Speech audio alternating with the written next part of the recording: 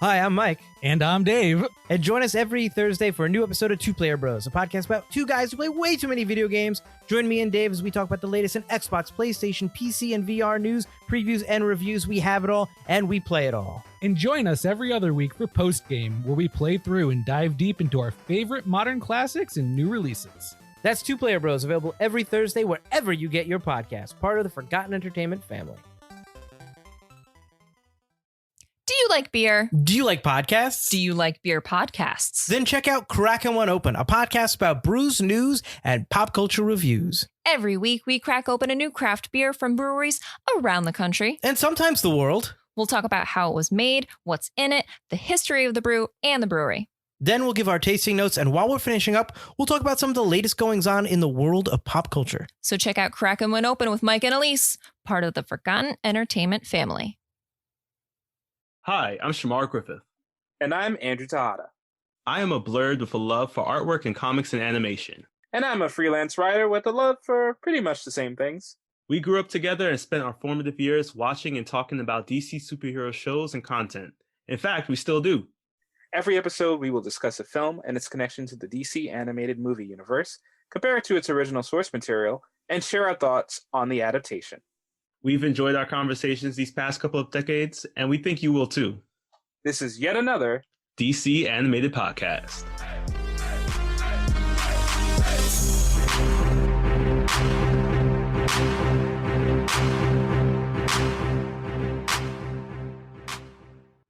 Welcome to yet another episode of yet another DC Animated Podcast. My name is Shamar Griffith, codenamed Comic Shams. And I am Andrew Tejada, aka Arate. Andrew and I have known each other since 1996. That was the year Children of the Corn 4 came out. You know that obscure Stephen King movie about the child cult? Well, that's what premiered that year, apparently, because people wanted more of it. Oh, man. And speaking of crazy kids, we're going to be talking about some of the craziest kids in the DC animated universe, actually in pretty much in all of DC multiverse history, as we discuss the Teen Titans. From obscure 2004 show to Teen Titans Go, this is the complete relaunch of the Teen Titans in the DC animated connected universe, and we cannot be more excited to dive into this. Yes, and this movie starts it all off where the Justice League fights off against the Teen Titans, which is so great because, you know, the Teen Titans, everybody knows them. They're the sidekicks of the Justice League. They're the people that we probably would chuckle at as we see them either flying around or running around. But in this movie and in this series, they really put on their own as true heroes. So this is their intro into the new 52 DC animated universe. And this is a storyline that was created by Marv Wolfman, who is probably the most renowned person when it comes to the new Teen Titans and everything.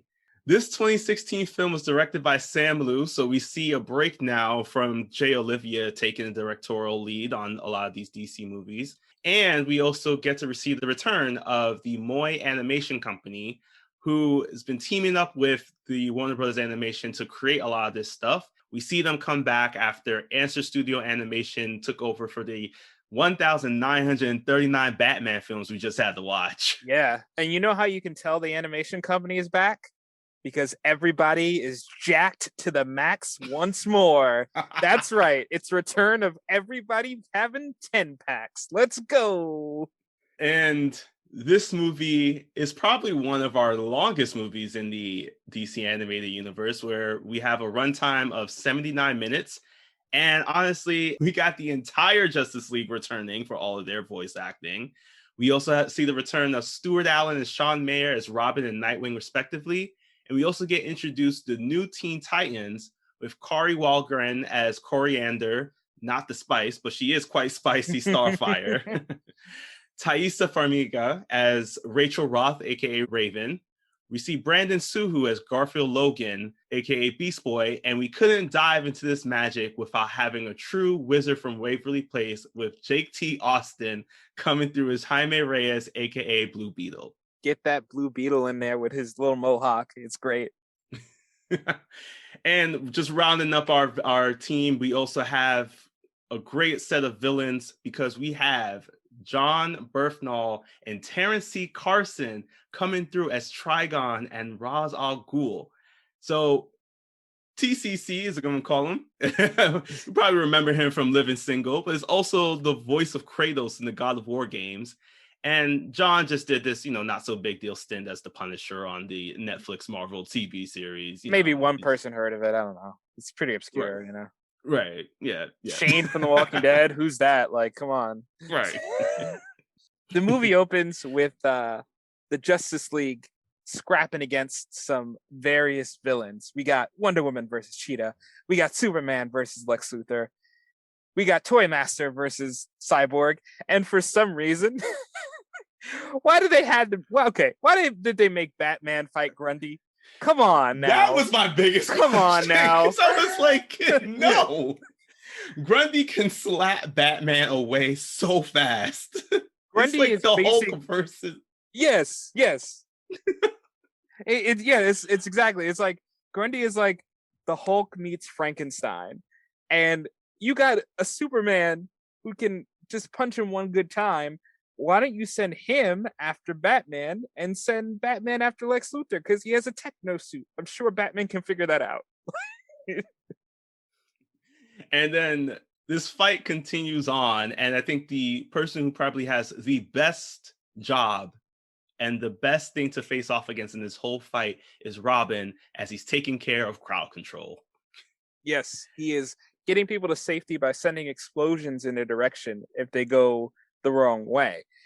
And he is quite bored. He wants to do more. It's consistent with his character. He doesn't want to sit on the sidelines. So he finally gets his chance when, in a break during battle, Flash's enemy, Weather Wizard, gets possessed by a demon. And while everyone is trying to be tactical, how do we stop this demon? Damian's like, I'm going to take my dad's plane. I'm going to ram it into this demon wizard guy. And if it causes a thermonuclear explosion, who cares? Whatever. But I'm going to stop this. And he does, not before leaving an entire hole in the water that they're near, which is almost kind of reminiscent of exactly what happened in Justice League War. Yeah, they hate water in this universe. No wonder we never really see Aquaman later on. And also, it's like, after this, are Batman and Robin going to have to walk home? Are they going to take an Uber? This isn't Gotham. And I think that anger is probably where Batman was projecting onto Damian, that he's pissed now. Because he's pissed over the fact that Damian isn't listening to him again. And the fact that Damian is just doing his own thing. He's not following the chain of command. And we're almost like we're back to where we started, where we first were introduced to them back in Son of Batman. So as they're fighting, the Justice League takes my favorite approach I've ever seen of let the parent deal with their child. Yes, Batman gives side eye to everybody. Wonder Woman is the only one smart enough to not step into the parenting matters. But Superman, Flash, and Cyborg are like, yo, get your kid. And Batman decides to send Damian away. And while he's doing that, Superman... Here's another weird thing about this movie. Superman is seen doing laundry. Now, I feel if you can fly around the world in like a second, is there any need for you to use a washing machine? Right, you burn off all the germs that you might have accumulated. You could like wring them really fast. I feel like there's a quicker way to do this. But while he's doing unnecessary laundry, he gets possessed by another demon, which, is going to be a problem later. But we can't worry about that because Damian just arrived at the Titans Tower. Yes, he's dropped off by Nightwing, which goes back to the great relationship that these two have. They're almost like brothers now.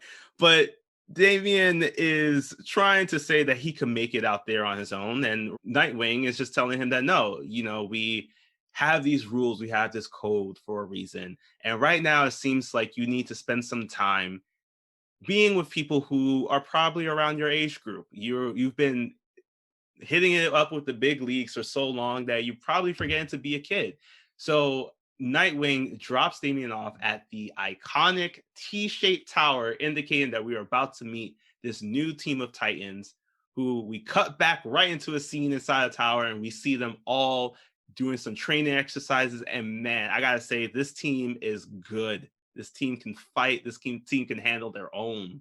They are stacked. Beast Boy's got his transformations on lock. Jaime seems to have real control over it, and Raven is just so OP. Like there's no need for her to train. She has so much power. And Starfire, of course, is the leader of the team, and she has all the typical super strength green lasers. So she's ready, and I like to see her in this leadership position, because normally Starfire is portrayed as this like either like cuckoo cloudlander who doesn't know what's going on, or she's just like this hot, airy airhead. So it's nice to see her like taking control. She has some trouble with like some human phrases, but to be expected. She just learned English in like a year. So it's nice to see her at the head of a team. As Damian arrives, it's clear that Damian doesn't want to be there. He is welcomed by the team, but he decides to just go along his way to find wherever he needs to be. And back at the tower, after we see the scene with Superman, and he's doing his laundry, and Superman shows that his hands are rated E for everyone because he's willing to fight a shadow. Robin is training. Robin has been training for the past hour and a half. And his cardio is amazing. Right. This is like, I get winded after taking like 5 steps. This man's going for an hour and a half. So Starfire calls him out on it quite nicely, very teacher-esque, saying that we must share, we must do things. Blue Beetle isn't having it and hacks into the system, shuts it all down, which forces Robin to throw a Batarang at Blue Beetle, which he does stop in time, but leads into this huge fight between the two. And Robin gets shot and burned in the face. Literally half this man's dome comes off. It is covered in burns. Luckily, Raven took a medical class at her local community college and is able to heal Robin pretty much instantly. And the moment he gets back up, he's back to his same routine. He's back being savage. He doesn't care that he almost died, because he's got to insult Starfire with one of the most savage. Oh my God. Starfire walks into the room and says, Damian, you've been clashing, bumping heads with us. When are you going to live up to your potential? And then he turns it back. He's like, when are you going to live up to your Starfire? Like, Jesus Christ. I know that her name's Starfire, but Damian didn't need to burn nobody like that. Like, come on, bro. Woo, sweating. He's just got those burns. As this is all going down, we cut back to a scene of Batman and Cyborg. They're investigating what happened to Weather Wizard and that transformation. And they all figured it out as based off of a misplaced shadow, a shadow that's not connected to any pillar. And I gotta say, these scenes with the Justice League, they're happening so quickly. They're happening very fast. We kind of just jumping around because we know that the Teen Titans is who we want to focus on at this point. Because we jump back now to a scene of Superman and Wonder Woman, and they're coming out from a date. And Clark is starting to bug out now because he's starting to see images of Trigon. So, and this kind of confirms this possession that is happening to Clark. And as I mentioned, we completely leave this date that Wonder Woman and Superman are on. I guess he finally upgraded from his Greek restaurant in Metropolis, took her out to a movie. And we cut back to the tower where Damian is starting the apology tour because he sees Raven outside, and he takes this time to go and meet her where she is to find out, who she is, how this team works. But it's also Damian. So let's just say that his apology isn't the nicest thing you can hear. It's one of those classics, like, I'm sorry if you're offended kind of apologies. But one nice thing that they do work in is that when Raven healed Damian, she got a sense of who he was, his empathy, his feelings. So she sensed that he felt very sad. And as he's trying to figure out where she's from, her universe and her story, he realizes just by instinct, and he said he had some of that emotional exchange too when she touched him, that he felt her sadness as well. So you have these two very damaged children sitting outside and really realizing how messed up their childhoods have been. And that's the connection between them, that they did not have normal lives. There was, unlike Beast Boy and Blue Beetle, there wasn't a moment or 10 years of their life where they were normal before something happened. Beast Boy turned when he was 11. Blue Beetle, they don't say, but I assume he wasn't born with the Blue Beetle on him. So they had a time where they could be normal and they could have normal lives. But that was never a reality for Raven or Damien. So it really hits this connection. It's a really nice story building moment. Yeah, and I truly do love that, because Damien and Raven weren't the most likeliest pairing that I think that I was expecting coming into watching this film. Being the DC people that we are, we grew up on Teen Titans and reading some in the comics. So we kind of had an idea of just like who was with who. So seeing this new dynamic was just so wonderful, because it helped to open up the story a bit more. And speaking of opening up things, we cut back to Superman, who was just banging his head against the wall to either get rid of the thoughts in his head. Maybe? Yeah. Maybe he had an itch. Just yeah. It's weird, maybe listen to some nice music or, meditate, but whatever works. But he doesn't have much time to bang his head against the wall, because who should show up but Superman's most notorious villain, Atomic Skull. Who is this guy? Who's Atomic? This guy Atomic Skull. He has a flaming skull for a head. That's it. That's his stick. And I think he actually earns probably the most Jack character in our film. Yeah, this guy is impressive, and he comes to Superman and he's like, "Yo, I'm ready I'm improved. I'm better than ever." But he gets one look at Superman. His eyes are weird. He's giving him weird vibes. And Atomic Skull is like, "Yo, let me do a quick mental health check-in. You good, bro? Like, we don't have to do this today." And Superman beats the crap out of this guy. Yeah. And right before what it looks like Superman's about to kill Atomic Skull, Batman drives up in Batmobile. So I guess we do now know they had several other cars to travel with. Yes. And Wonder Woman also arrives after she finally finds Superman. And they're confronting him, asking him what's going on. As Superman's about to lunge at Wonder Woman, Batman pulls out some kryptonite, causing Superman to get weak in the knees. And this is, if you thought Damien has some backhanded insults, Batman's are probably a little bit worse. When Superman is basically cowering from this kryptonite exposure, Wonder Woman asks, like, "What is this? What are you doing to him?" Batman says, "Oh, I guess he doesn't tell you everything." Oof. He's pointing out your relationship problems, bro. Right? It's like, there's no communication there, man. Like, what's going on?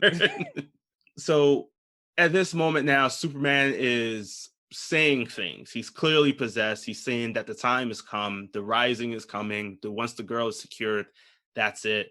And his entire body starts to turn this reddish hue, very similar to the transformation that the Weather Wizard went through. He grows another pair of eyes. They're glowing yellow, and Superman takes off in full flight. We don't know where he's going, but Batman is scared shitless at this point. Yeah, one of my favorite lines of the movie right here is Batman's trying to formulate a plan, be calm, because Superman turning evil is, especially this Superman in this universe, you do not want that to happen.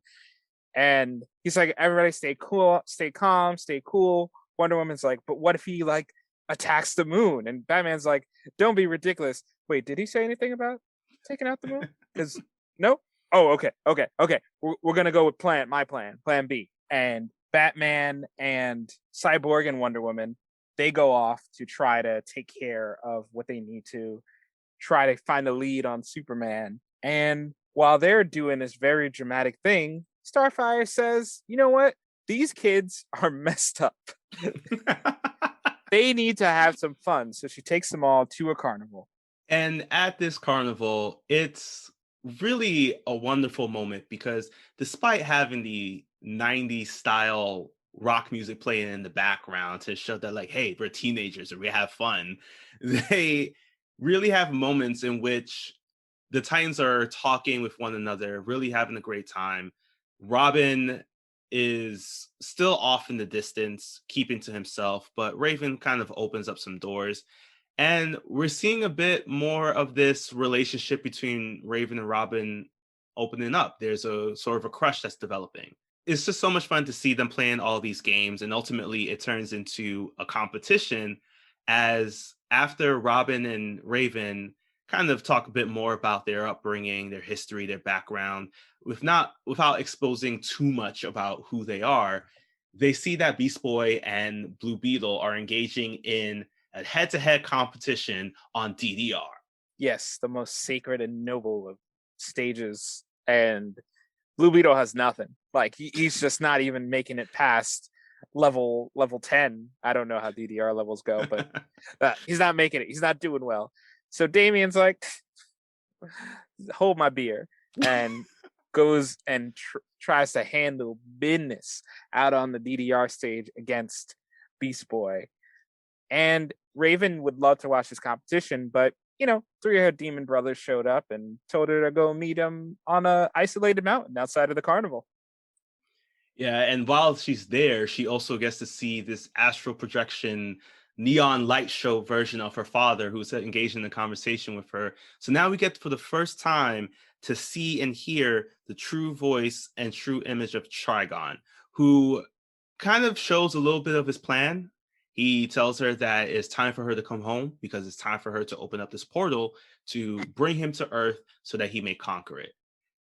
And Raven's not having it. She transforms into her full iconic Raven costume and is just battling head to head against all three demons, but unfortunately gets blasted away right at the moment where Robin wins this dance off. And as they're celebrating, they spring into action in probably the most I have a lot of feelings about this.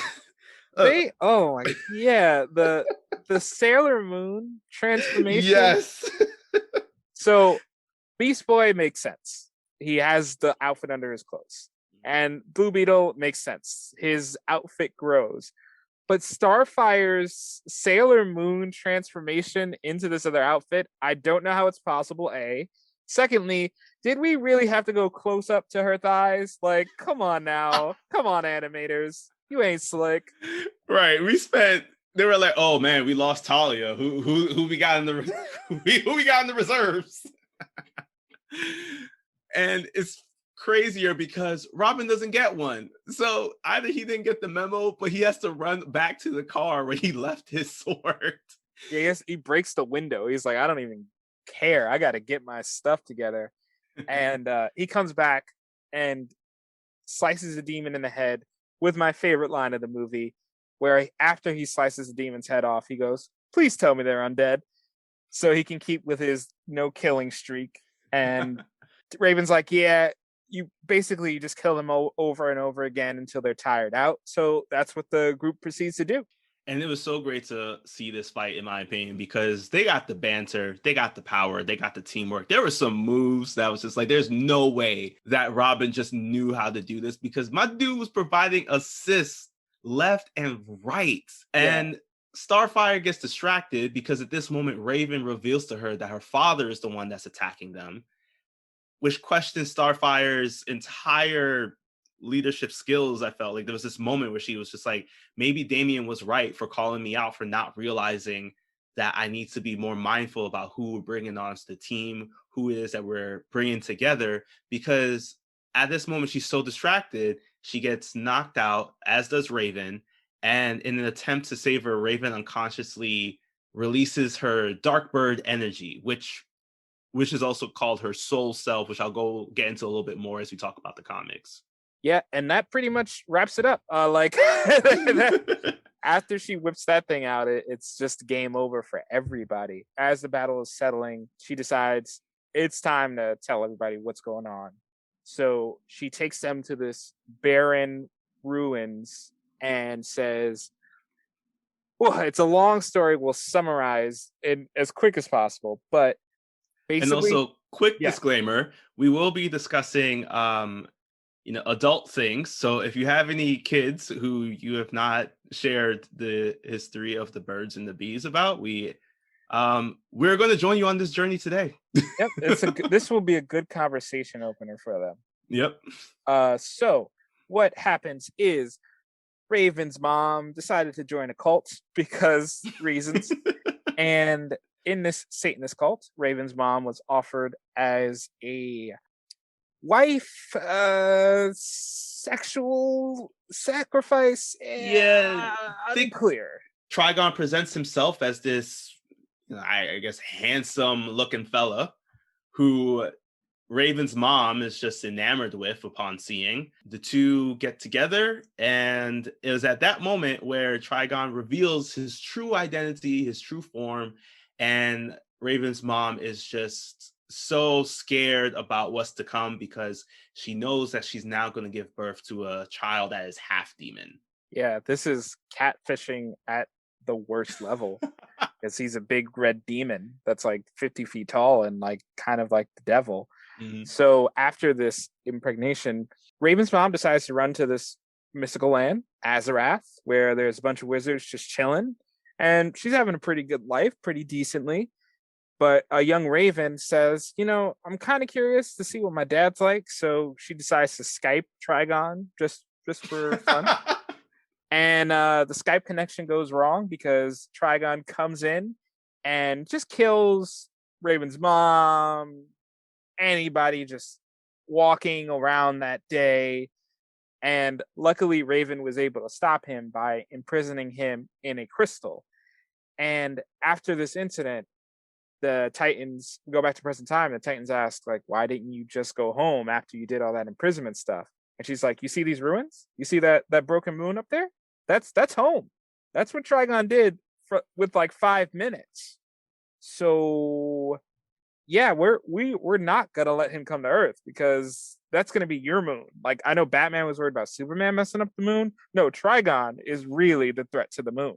Yes, and at this moment, the Titans decide to band with Raven, work with her to finally take down her father, because right now they know best. They know everything that's going to be happening in terms of just like what's to come. They know that most importantly, they need to protect Raven and ensure that she isn't going to get captured by Trigon.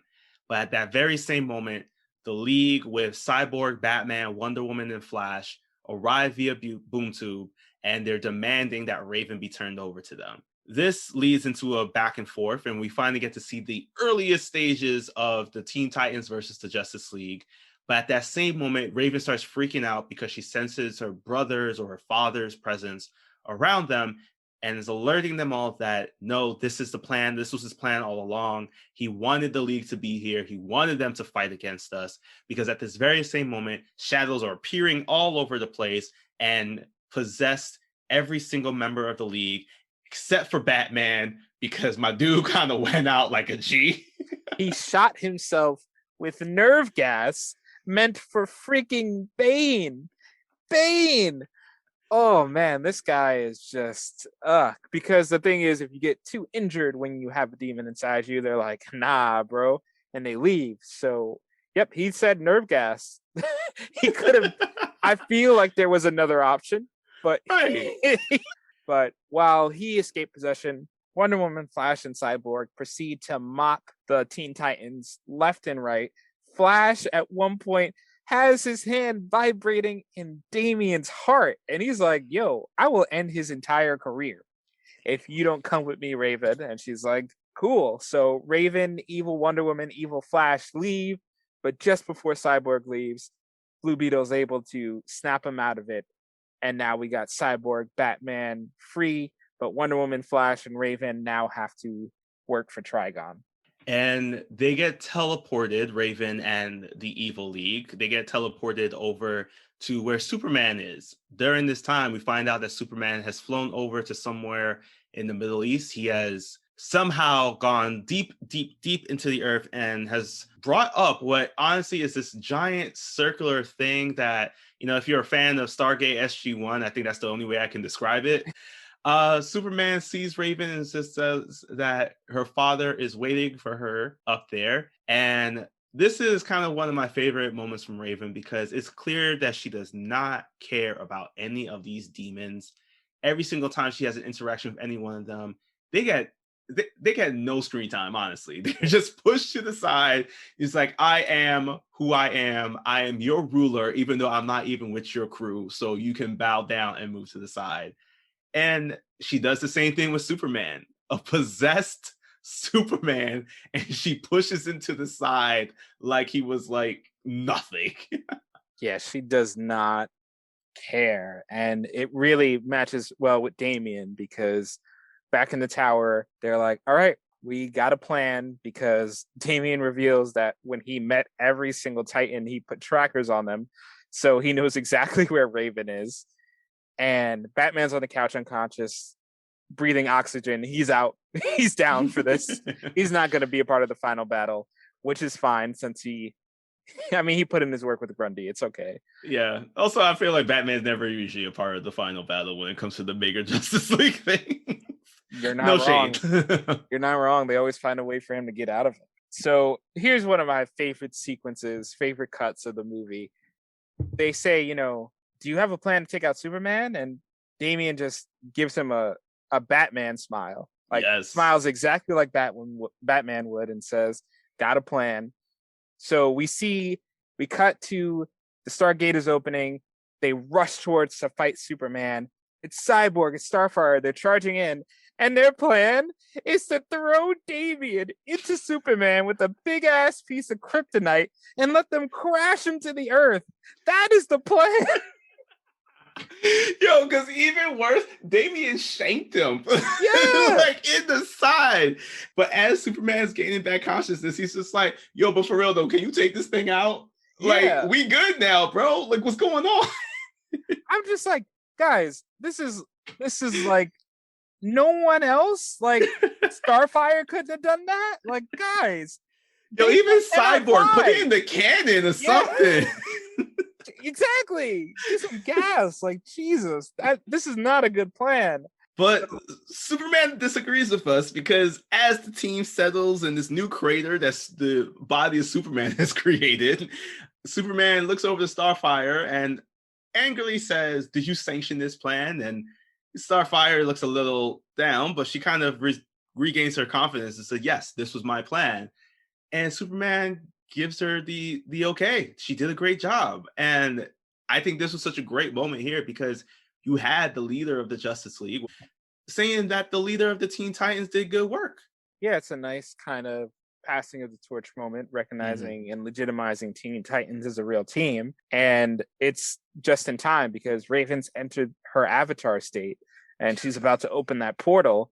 So they realize they got to get Wonder Woman and Flash free. So Superman decides to destroy Flash's whole tibia and stomp on this man's leg so hard. And he's like, after Flash snaps out of it, he's like, bro, what the hell? And Superman's like, yo, how fast can you heal? He's like, an hour? He's like, 10 minutes. Bro. So Superman continues to take on the rest of the Justice League.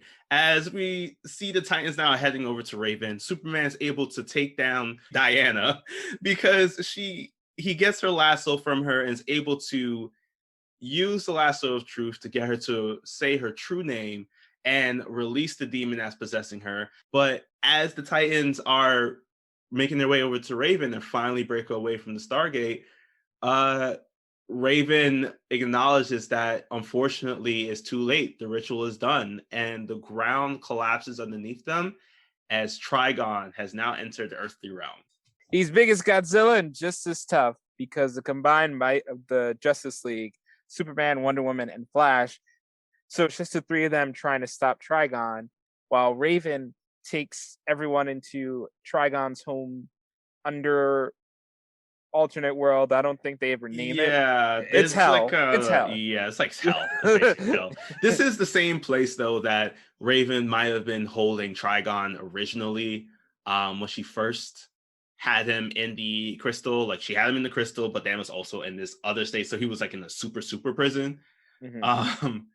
So the Titans now make their way over to this hellscape, and at this moment, it feels like every single person in this film has had a freak out moment, and now we're gonna get to see Beast Boys because he's breaking down almost like they're attacked by these like eel-like demons, and then he's just turning into just these blobs of things until he finally comes out as this wolf-like creature and helps them to attack the demons and defeat them as they keep on progressing through the stages of hell. Raven's brothers come back through as like the kind of like the final stand and fuse together in this, speaking of Godzilla, they fuse together in this like bug-like King Ghidorah um, being, Yes. which doesn't even have a chance to survive because it is mission time only and we need to get to this crystal. And as Raven is up there, she flies it to the tower, she sees the crystal, she's getting ready to use it, but there's this figure in the background that's lurking in the distance that Robin also sees, so he goes up there to help her. And the figure happens to be good old granddad, tired of this digging holes grandpa himself. Ra's al Ghul comes up and tries to tempt Robin, basically says, yo, if you kill Raven right now, I can come back. We can have the world we always wanted. The intention, kind of weird. He doesn't mention his daughter at all, but we'll get to that later. And Robin, showing his character growth, says, no, I don't want to be that anymore. I don't want to live like that anymore. I want to embrace this newfound family I have. So he fights against his dear old grandpa. His grandpa gets stopped in some demons, and that takes care of that. And now Raven decides to use her, what was it, the Shadow Force, you said? Yes, her soul self. Yes, she uses her soul self to put Trigon in a Master Ball and capture him like a Pokemon. And she completely wraps up Trigon as he's destroying a city like any good Godzilla would, and traps him inside of a tiny red crystal. And the team makes their way back out, but not before Raven is saying that she needs to stay here to ensure that Trigon doesn't escape. At this moment, we see for the first time ever that Robin has finally connected to his emotional side. It's just overall, I enjoy your company and the presence that you have on my life, and it'll be a shame if we lose you.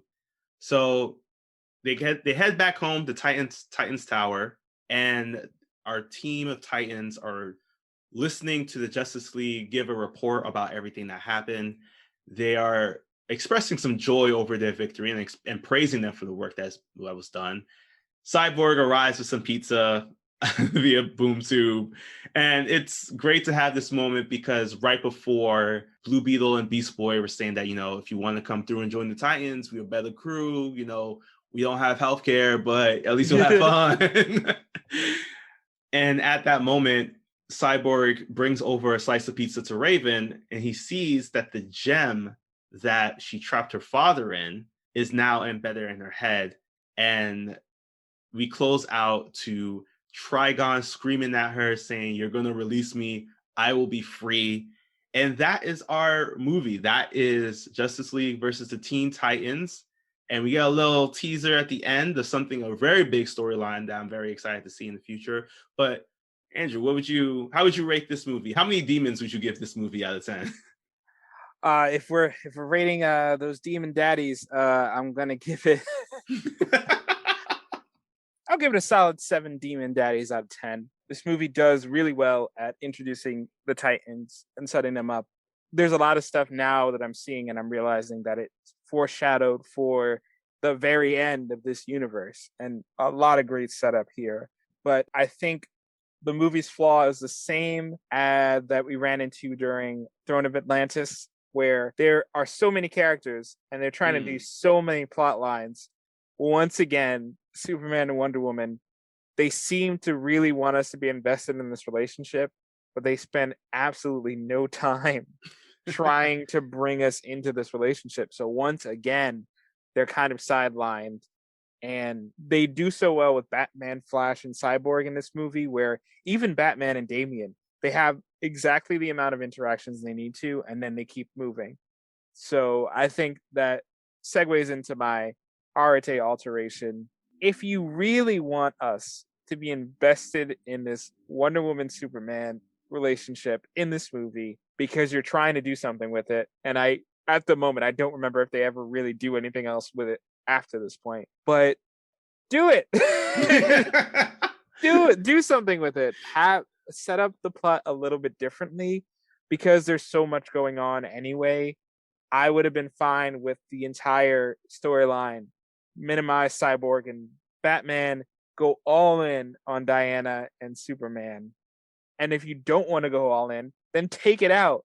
Do one of those two things, because I feel like in the time we spend with them, we could either shorten back, because the movie's long enough. You don't need that subplot at all. It doesn't really help anything at the end. Or, commit to it fully. Just do one of those. Just don't keep giving us these half plot lines, because that takes me back to Bad Blood, and we don't want to think about Bad Blood anymore. And I agree. I think I was going back and forth between a 7 and an 8 on this movie. I kind of felt actually that this didn't really help too much in tying in the overall end goal that I'm thinking of. Maybe I could be wrong. I just felt that but I do feel like this was a great introductory story to help expand this universe that they're trying to create. Like every character had their proper moment, except for Superman and Wonder Woman, because honestly, what are we doing there now? But we also didn't need such long-winded backstories for a lot of them. I felt like each person had the proper introduction, the proper amount of time to establish their character. And I'm speaking mostly about Blue Beetle and Beast Boy. I think with adding Starfire finally, after we've kind of been seeing little cameos and hearing her voice a little bit here and there in the previous movies, it's great to finally see who she is as a character and the relationship that she has with Nightwing. Also, this is the movie that I felt was needed for Damian, because I felt that with the events of Bad Blood, I'm sorry to bring this up,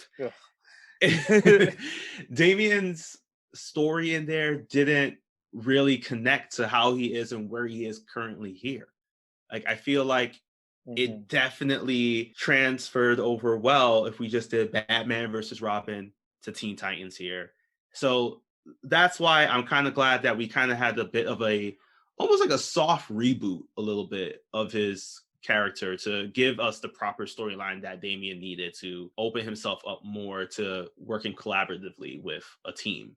You're right. There is nothing from Bad Blood that carries over here. Like we said earlier, when Ra's al Ghul sees Damian in the afterlife, he doesn't mention Damian, you can be with your mother again or something like that, which would be a compelling thing to make, but he doesn't seem to recognize that Talia is dead at all.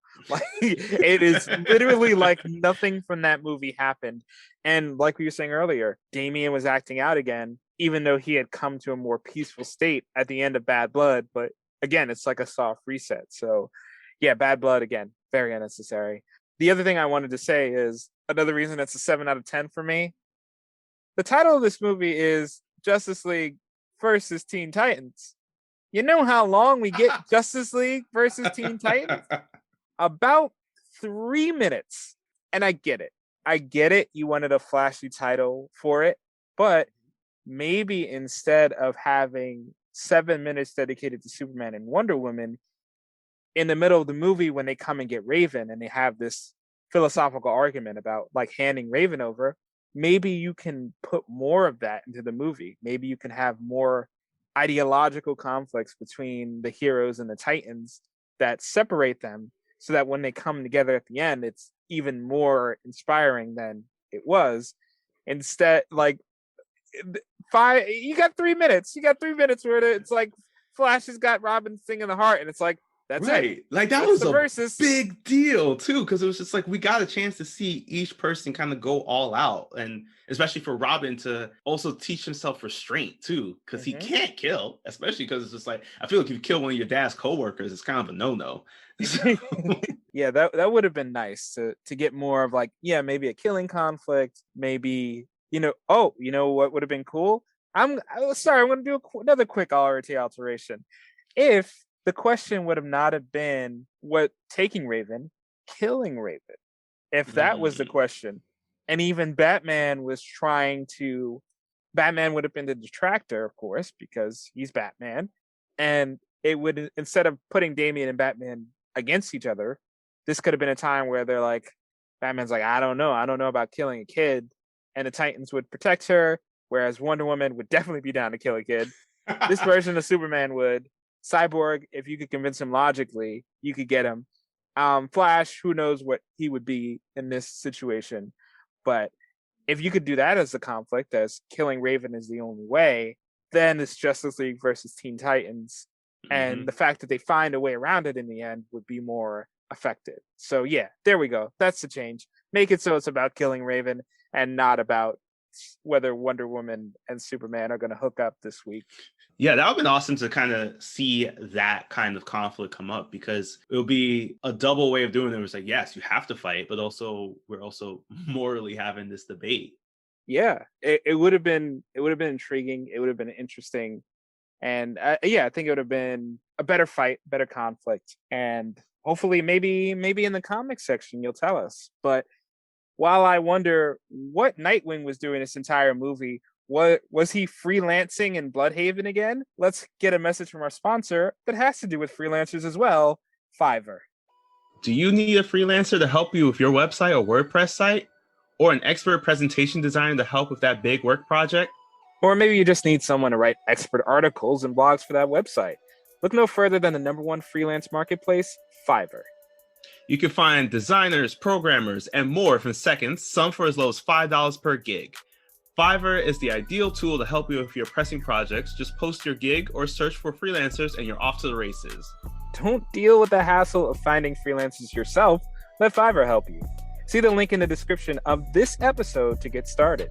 Please note that yet another DC Animated podcast is an affiliate partner of Fiverr. We may receive commissions on purchases and services you buy after you click the link below. These commissions help support the growth of yet another DC Animated podcast, so we appreciate your continued support.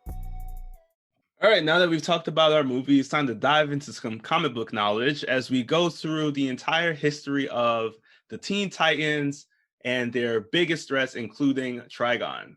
So before we start, I gotta say that most of my Teen Titans knowledge actually comes from the TV shows that we have. There have been a surplus of Titans content out there in the world. Teen Titans Go. That's what I'm thinking of. Yeah, we got the 2014 Titans series, which was probably one of the most iconic ones of our generation growing up. Then we followed it up with Young Justice, taking on the helm of making the Teen Titans, which was already a really great show, even better by adding some more character development and everything. And then we kind of regressed. I think it's probably before the toy sales, to Teen Titans Go, where all the characters are made into a very chibi-like versions of themselves, very over-exaggerated. But, you know, if you're a big comic book fan and you like your Easter eggs, I think this is probably a good show for you. And finally, we had the Titans series that premiered on the DC Universe streaming service and is now currently available on HBO Max. # we are not sponsored, but we would love to be. Yeah, let me no, I probably shouldn't talk about Titans. They will not want to pay me to talk about Titans. And that's all I'll say about that. Yes, but all of these shows are really great because we got to see such a robust Titans roster, from Teen Titans to the Titans, and they got a chance to dive into a lot of the stories that made the Titans great. As I mentioned before, there isn't really any true comic that this is pulling from exactly. This is a loose adaptation of a couple of them, I believe. This is the New Teen Titans 1984 series, Trigon, Terror of Trigon. It also includes the first introduction of the New Teen Titans by Marv Wolfman and George Perez, called New Teen Titans, and dealing with their very first set of issues called Trigon Lives. And I want to say also, this is probably pulling from the pre-Flashpoint Teen Titans issues numbers 89 through 92, where we actually got to see Damon forcibly added to the roster by Batman and Nightwing. Nice summer school. It's basically like summer school, you know? Yeah, and this was only because, ironically, Batman and Nightwing felt that Damian was calm enough so that he didn't need any supervision from not killing people. But But we're going to dive into a little bit more of the history with a story I like to call The Titans Are All Right. Oh, ho, ho. All right. So the Teen Titans, as I mentioned, probably has one of the largest roster in comic book history. But most of the time, we always see this core team, kind of what we see in the Teen Titans cartoon series with Robin, Starfire, Raven, Beast Boy, Cyborg, sometimes Kid Flash, and then also Aqualad, which is some characters you will see in a lot of the other series. But this is the first time that we actually get to see that Blue Beetle is added on to our character list here in this film. Blue Beetle is relatively new. He is actually, this version of Blue Beetle is relatively new. He was previously a man by the name of Ted Cord, very connected to Booster Gold, and they had this whole thing. But then they introduced Jaime Reyes, who would become the new Blue Beetle after interacting with a scarab that attaches itself to his back. But going back to this core team of Teen Titans, they were first introduced in The Brave and the Bold number 54 back in July of 1964 as a way to reach a younger demographic for comic book readers. So, AKA the we need to make comics hip and young approach. They were created by Bob Haney and Bruno Premiani, and they weren't originally called the Teen Titans in their first issue, actually, in this Brave and the Bold issue. They were just a group of the sidekicks that happened to be Robin, Dick Grayson, Kid Flash, Wally West, and Aqualad Garth. They fought against Mr. Twister.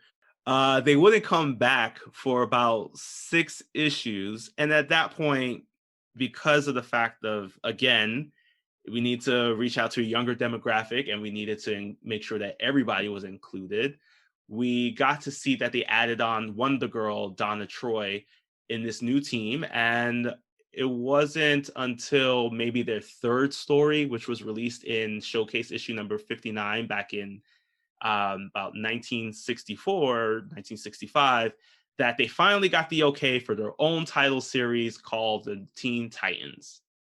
Let's just say that they probably didn't start off the best way. Really, because again, they were the sidekicks, so no one really took them seriously, but they really used the books as a way to kind of show that, like, hey, they are young adults that are maturing to become like the Justice League, so we can definitely treat them as such. But their villains were trash. They probably have the least memorable villains of all time, like the separated man who was able to create enlarged appendages of himself that he can manipulate. Yes, get your mind out the gutter, Andrew. Sorry, it's already there. So again, like I said, they didn't really have the best start, and it ultimately led to this series being canceled a lot. And not just internet canceled, just actually canceled. Yeah, but you know, they kept coming back, and I think it was again this desire to make sure that we had a young, hip crew that kids could connect to of all ages. They ran for about 43 issues up until 1973. We got to see an increase in the roster, but again, it only lasted up until 43 issues.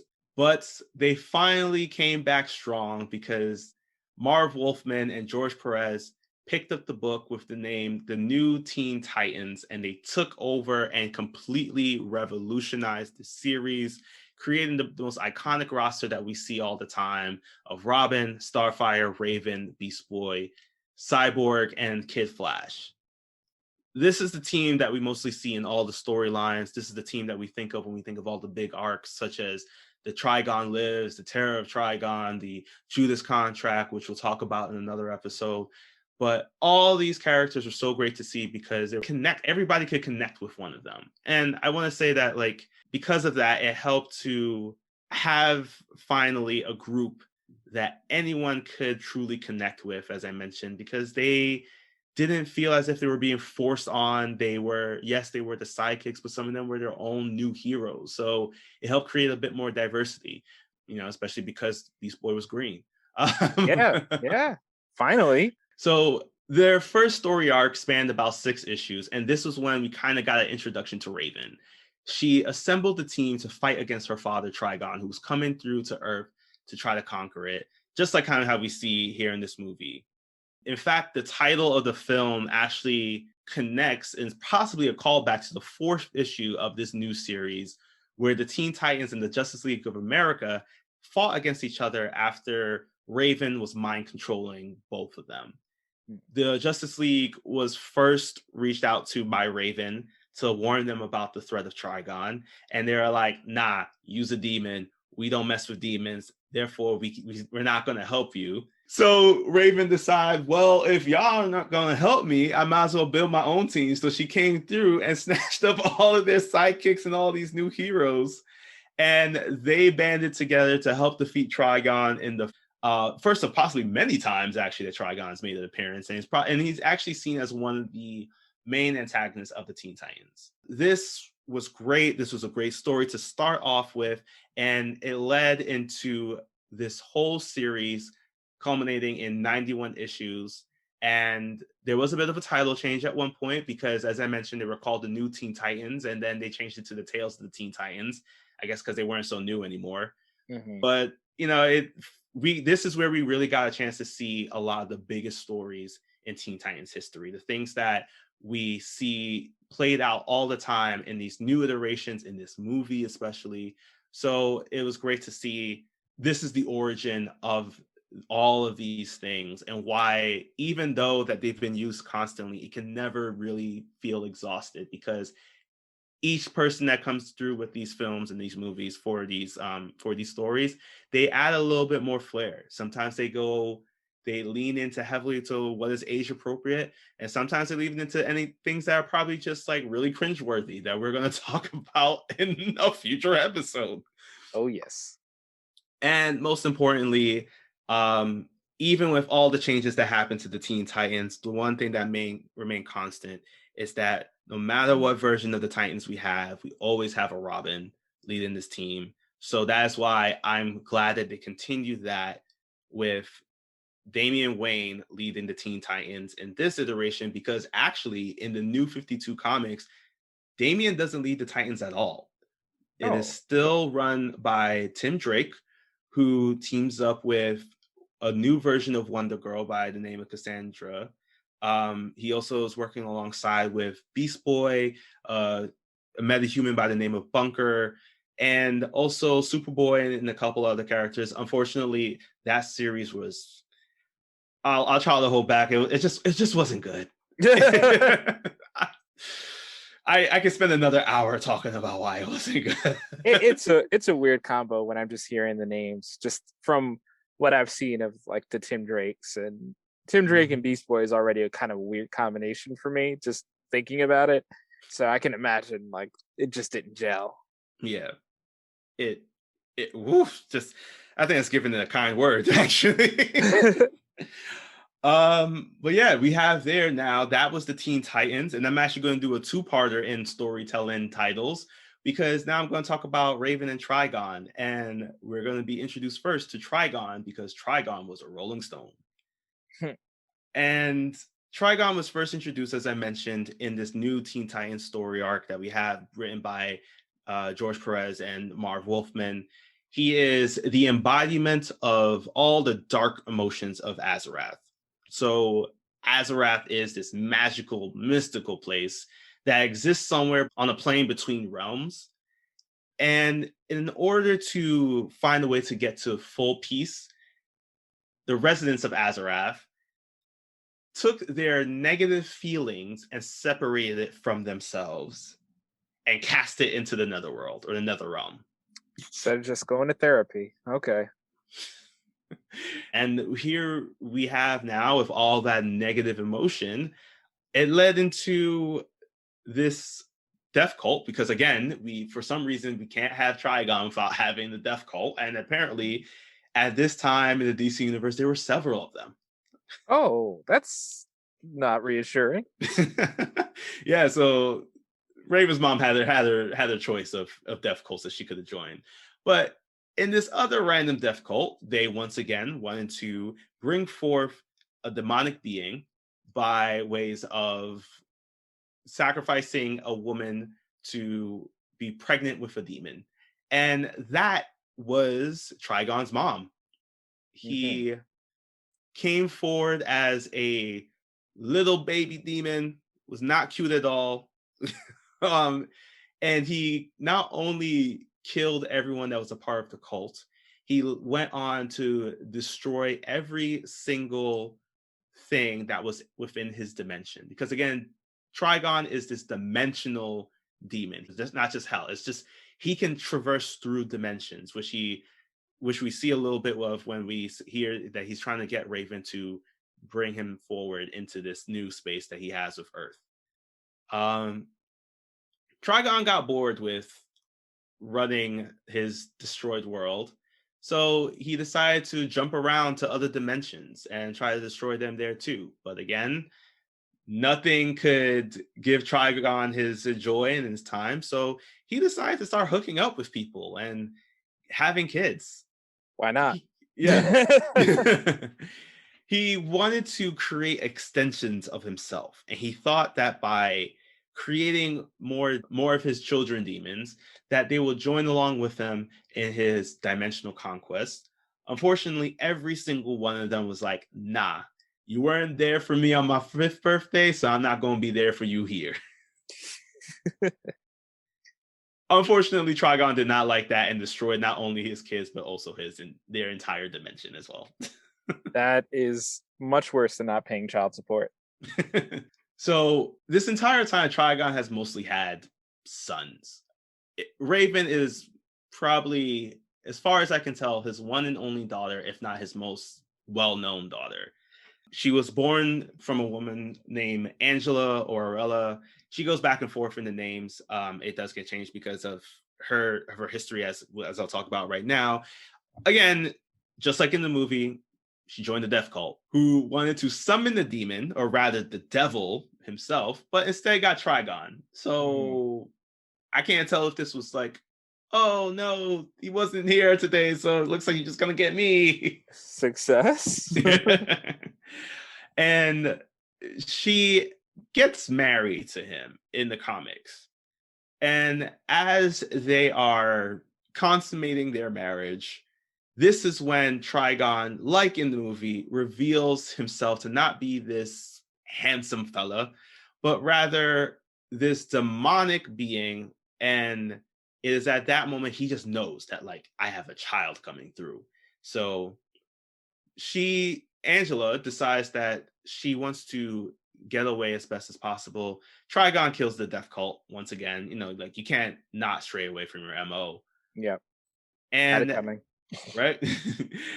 So Trigon is now looking for Angela, who is now at this point ready to commit suicide, but is saved by someone named Azar, who is from Azarath. Great naming, guys. Great job there. Azar takes Angela over to Azarath, where Raven is born, and Raven is then trained to hide her emotions, because if she shows any shred of emotion in any way, shape, or form, Trigon will be able to locate her. And at this point, Azarath is completely out of Trigon's accessibility, as far as they know, because of the fact they've been hiding their emotions for so long. At one point, however, something does happen where Raven loses Azar. Azar passes away. And at that moment, Raven does express some sadness, leading to Trigon finding her and coming to Azarath himself. Angela goes in to defend and save her daughter, but Trigon kind of turns her into an older woman. And at that moment, Raven releases her soul self, the dark bird that we saw her use in the movie, the thing that we see her use all the time in comics and in television shows and everything. And we find out that Trigon knew that this was happening because it's the soul self of her that is going to help him come to Earth, because it is his almost like key to opening the gateway to traverse dimensions. This is when Raven is just like, all right, well, now that we know all this, I got to get out of here. So she takes her mom, they leave Azarath, and they land on Earth, where she's now telling the Justice League of America that, hey, Trigon's coming. I need your help. what are we going to do? And as I mentioned, they turned her away because she's a demon. And that is how we got full circle, how we got to Teen Titans in this new iteration of them and this new version. But the battle does lead into them making some really big sacrifices. But we have all these great, rich stories to pull from, which is why I think that the Teen Titans series, no matter what version of this may be, they do have some hits here and there. Yeah, it is. It's great to see them out because grew up on Teen Titans, loved the focus on each of these young heroes that I didn't get to meet, and it's good to see them once again getting their proper shine on the big DC animated stage. Yeah, and I'm definitely happy about them coming through now. Again, like I said, they really expanded the universe here. It's no longer just centered on the Justice League and Damian. We have a new group of heroes that I feel that when the old guard decides to step down, they can definitely handle it. So, and in this universe that they're creating, I think they did a great job in this being Damian's next step of becoming this collaborative dude. And, I don't see how it can fall at this point because we do have an opportunity to get introduced to more and more characters as we're setting up for the final moments, because we are now reaching about our midway point of all of these films. Yep, it's time to turn off your lights because next time around, we're going to hit Justice League Dark. Now that we've finished talking about our DC animated content, here are some recommended readings for you. All of these comics and more can be found at your local comic shop, so remember to venture out and support your part of the source wall, and tell them Andrew and Shamar sent you.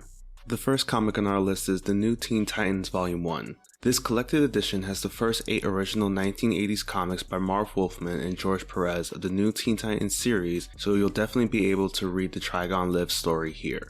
Next we have Teen Titans Volume 1, Damian Knows Best. This collected edition of the 2016 DC Rebirth series by Benjamin Percy has Damian Wayne mimicking Raven's original tactics as he assembles his new team to face his grandfather Ra's and his cousin Mara Al Ghul, who are trying to kill him.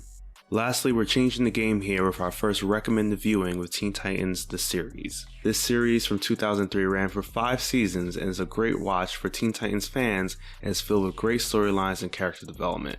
That's all for our list. Thank you for listening and be sure to rate, review, and follow yet another DC animated podcast. Also, interact with us on social media for news on upcoming content. Take care and we'll see you for the next issue.